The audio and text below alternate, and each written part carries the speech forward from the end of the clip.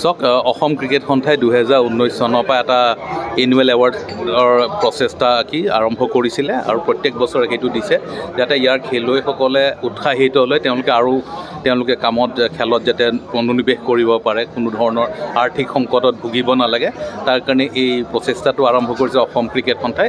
আৰু তেওঁলোকে চেঞ্চুৰী মৰাৰ কাৰণে 5টা উইকেট লোৱাৰ কাৰণে বা 10টা উইকেট লোৱাৰ কাৰণে এটা এৱাৰ্ড পায়, সেইটো আজি তেওঁলোকক দিয়া হ'ল। তাৰ উপৰি উল্লেখযোগ্য যে আমাৰ কিউৰেটৰসকলে যথেষ্ট ভাল কাম কৰি আছে আজি কিছুদিনৰ পৰা।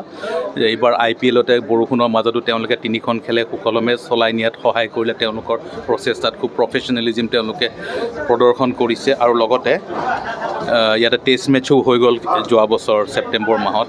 ফলত তেওঁলোকে যথেষ্ট ভাল কাম কৰাৰ ভাল সফলতাও পাইছে আৰু তাৰ কাৰণে অসম ক্ৰিকেট সন্থাই তেওঁলোকৰ কামত সন্তুষ্ট হৈ পেলাই 25 লাখ টকাৰ এটা বঁটা তেওঁলোকক আগবঢ়াইছে। আৰু মই ভাবোঁ যে এইটোৱে তেওঁলোকক উৎসাহিত কৰিব। তেখেতসকলে যথেষ্ট গৰমত মাটিত ঘাম পেলাই কাম কৰিব লাগে। তাৰ পৰা উৎসাহিত হৈ লৈ যাতে আগন্তুক দিনত আৰু উৎসাহিত হৈ ভাল কাম কৰিব পাৰে, অসমৰ চুকে কোণে ভাল পিচ নিৰ্মাণ কৰে, তাৰ কাৰণে আমি এই প্ৰচেষ্টাটো অসম ক্ৰিকেটে লোৱাৰ কাৰণে ধন্যবাদ জনাইছোঁ। মই জনামতে অসম ক্ৰিকেট সন্থাই আগন্তুক আগষ্ট মাহত আছাম প্ৰিমিয়াৰ লীগ আৰম্ভণি কৰিবলৈ গৈ আছে। তাৰ কাৰণে যিখিনি প্ৰিলিমিনেৰী কাম সেই কামখিনি চলি আছে বৰ্তমান। মই ভাবোঁ যে খুব ভালকৈ সেইখন হ'ব, কাৰণ সেই টুৰ্ণামেণ্টখন হোৱাৰ যথেষ্ট গুৰুত্বপূৰ্ণ এইটো কাৰণেই যে সেই খেলখন নেশ্যনেল টেলিভিশ্যনত প্ৰাইম টাইমত সেইখন টেলিকাষ্ট হয়। আৰু ইয়াতে যিখিনি আছাম প্ৰিমিয়াৰ লীগত খেলুৱৈ অংশগ্ৰহণ কৰিব অসমৰ খেলুৱৈ, তেওঁলোকক বিভিন্ন ফ্ৰেঞ্চাইজিৰ চিলেক্টৰসকলে বা স্পটাৰসকলে নিৰীক্ষণ কৰাৰ এটা সুবিধা পাব। সেইকাৰণে অসম ক্ৰিকেট সন্থাক মই ৰিকুৱেষ্ট কৰিছোঁ যাতে সেইটো খুব ভালকৈ সেই টুৰ্ণামেণ্টখন পাতিব লাগে। ফলত আগন্তুক দিনত আপোনালোকে অসমৰ পৰা আৰু বেছি খেলুৱৈ IPL দলত পোৱাৰ এটা সম্ভাৱনা হৈ উঠক আৰু প্লেয়াৰসকলেও এই সুবিধাটো গ্ৰহণ কৰি আছাম প্ৰিমিয়াৰ লীগত তেওঁলোকৰ সৰ্বোচ্চ উজাৰি খেল প্ৰদৰ্শন কৰক। তাৰ ফলত অসম ক্ৰিকেটো উন্নত হ'ব আৰু তেওঁলোকৰ নিজৰ ইণ্ডিভিজুৱেল কেপাচিটিও ভাল হ'ব আৰু তেওঁলোকে সুবিধা পাব।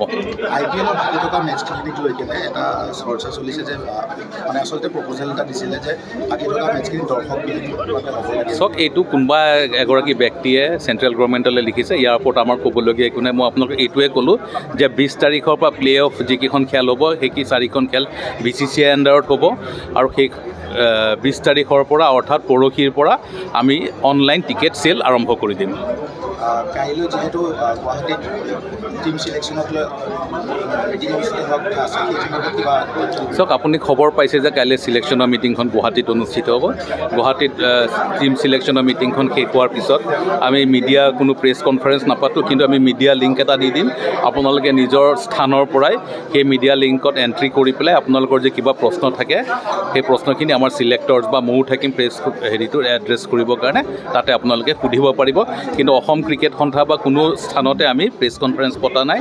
আমি অনলাইন লিংক পঠিয়াই দিম আৰু আপোনালোকে যদি বিচাৰে তাতে আপোনালোকৰ যদি কিবা প্ৰশ্ন থাকে সুধিব পাৰিব। চাওক, আমাৰ IPLৰ চিলেকশ্যন মিটিংখন কাইলৈ পিছবেলা আছে 4:30 বজাত আৰু তাৰপিছত হয়তো 5:30 বা 6টাৰ ভিতৰত আমি প্ৰেছ কনফাৰেঞ্চন কৰিম। সেইটো লিংক আপোনালোকে অসম ক্ৰিকেটৰ মিডিয়া চেলৰ লগত কথা পাতিলে বা আমাৰ BCCI যিজন আছে তেওঁৰ লগত লিংক অলপ কণ্টেক্টত থাকিলে তেওঁ আপোনাক জনাই দিব। অসম তথা উত্তৰ পূবৰ কাৰাটে ক্ষেত্ৰৰ বাবে সুখবৰ। গুৱাহাটীৰ ভেটাপাৰা চাৰিআলিত মুকলি হ'ল কাৰাটে ক্ৰীড়াৰ বিশেষ বিপণী তৃষ্ণা স্পৰ্টছ।